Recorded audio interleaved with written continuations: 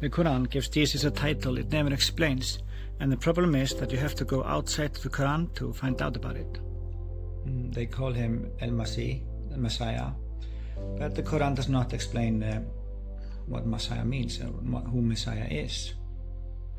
And I'm not talking bad about the Quran, it's just a little bit limited. It's only the size of the New Testament or the 5 books of Moses, so there's a lot of information missing, and it says that Muhammad should go to the ones who have been reading the scriptures before them. It's in 1094.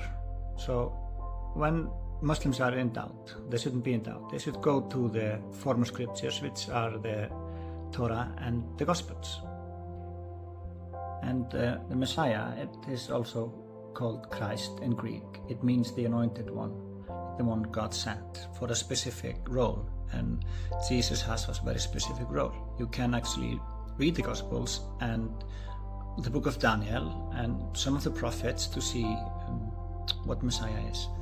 Like the heavenly figure that Daniel describes in his vision.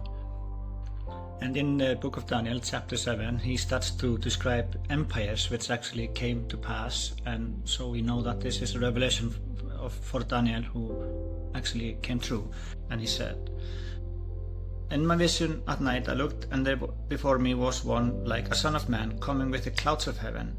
He approached the Ancient of Days and was led into his presence. He was giving authority, glory, and sovereign power. All nations and peoples of every language worshipped him. His dominion is an everlasting dominion that will not pass away, and his kingdom is one that will never be destroyed." And then we could say the Ancient of Days is God the Father, and the Son of Man is Jesus. And you see that Jesus is coming there as the Son of Man. He was giving authority, glory, and sovereign power, not just a human power, a sovereign power. And all the nations of every language bowed before him and worshipped him.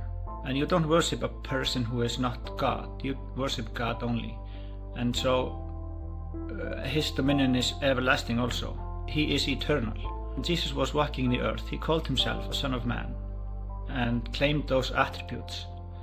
And all those information are in the old scriptures Muhammad told us to read when we were in doubt. So it only makes sense to me when Muslims call Jesus the Messiah, that they would go to the older scriptures and see who is the Messiah, the Son of Man.